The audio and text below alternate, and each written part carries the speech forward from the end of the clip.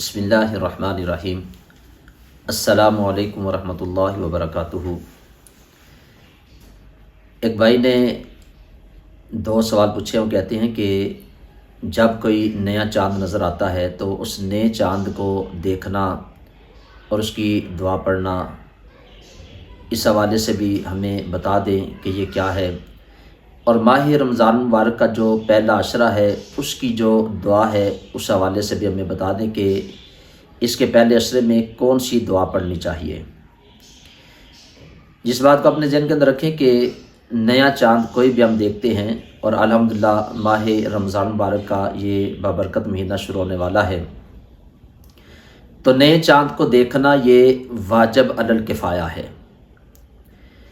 یعنی اگر کوئی بندہ بھی چاند کو نہیں دیکھتا تو سب گنہگار ہوتے ہیں، اور اگر کوئی ایک بندہ بھی چاند کو دیکھ لیتا ہے تو باقی لوگوں کی طرف سے یہ کفایت ہو جاتی ہے۔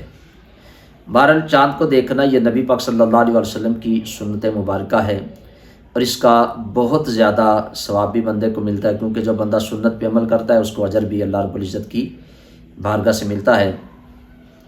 تو نئے چاند کو، کیونکہ آج کل کیا ہوتا ہے کہ ہم سنت سے اتنا دور ہو چکے ہیں، ہم خبر کا انتظار کرتے ہیں، سوشل میڈیا سے خبر کو ہم دیکھ لیتے ہیں۔ تو علماء نے لکھا ہے کہ چاند کو دیکھنا یہ بہت زیادہ اجر و ثواب کا باعث ہے، اور اگر آپ خبر بھی سنتے ہیں تو خبر سن کے بھی ہمیں اس دعا کو پڑھ لینا چاہیے جو نبی پاک صلی اللہ علیہ وسلم کی دعا ہے۔ تو نئے چاند کو دیکھ کے ہم نے اس دعا کو پڑھنا ہے، اللہم اہلہ علینا بالیمن والایمان والسلامتی والاسلام ربی وربک اللہ۔ اس کا ترجمہ بھی آپ سے بات کر لے کہ یا اللہ ہم پر یہ چاند امن، ایمان، سلامتی اور اسلام کے ساتھ طلوع فرما، اور اے چاند میرا اور تیرا رب اللہ ہے۔ تو اس دعا کو ہمیں ضرور پڑھنا چاہیے چاند کو دیکھ کر۔ اگر کوئی بندہ خبر بھی سنتا ہے تو خبر سن کے بھی اس کو اس دعا کو پڑھ لینا چاہیے۔ اب ماہ رمضان مبارک کی آمد ہے، تو یہ وہ ماہ مبارک ہے جس کے حوالے سے ایک دو میں باتیں عرض کرتا ہوں۔ صحابہ کرام کا معمول مبارک کیا تھا؟ حضرت عمر فاروق رضی اللہ تعالیٰ عنہ مراد رسول شوکت اسلام، آپ فرماتے ہیں کہ جب ماہ رمضان مبارک کا چاند نظر آتا تو ہم صحابہ ایک دوسرے کو مبارکبادیاں پیش کرتے ہیں۔ یعنی اس ماہ مبارک کے آنے سے صحابہ ایک دوسرے کو مبارکباد پیش کرتے تھے، اور حضرت علی المرتضیٰ مشکل کشا شیر خدا باذن اللہ رضی اللہ تعالی عنہ فرماتے ہیں کہ نبی پاک صلی اللہ علیہ وسلم نے فرمایا کہ اگر اللہ میری امت کی بخشش نہ کرنا چاہتا تو اللہ تعالیٰ میری امت کو ماہ رمضان کا مہینہ نہ عطا کرتا۔ تو یہ ماہ مبارک بڑی ہی برکتوں والا، بڑی ہی شانوں والا، بڑی ہی رفتوں والا ہے، جس کے متعلق خود نبی پاک صلی اللہ علیہ وسلم نے فرمایا کہ اس کا پہلا عشرہ رحمت والا عشرہ ہے، درمیانی عشرہ مغفرت والا عشرہ ہے، اور تیسرا عشرہ جو ہے وآخرہ عتق من النار، جہنم سے آزادی کی سند ملنے والا عشرہ ہے۔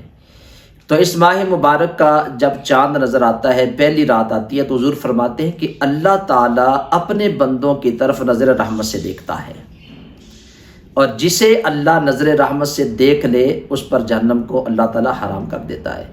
تو یہ ماہ مبارک، اس کے حوالے سے بارہا آپ نے احادیث مبارکہ کو سماعت کیا ہے، اس کے اوپر میں نے پہلے بھی ویڈیو بنائی ہے۔ تو اس پہلے عشرے کی جو دعا ہے اس کو بھی آپ یاد کریں، اسکرین کے اوپر بھی انشاءاللہ یہ آ جائے گی، اس کو بھی آپ دیکھیں۔ تو یہ دعا ہر مسلمان کو یاد کرنی چاہیے، پڑھنی چاہیے۔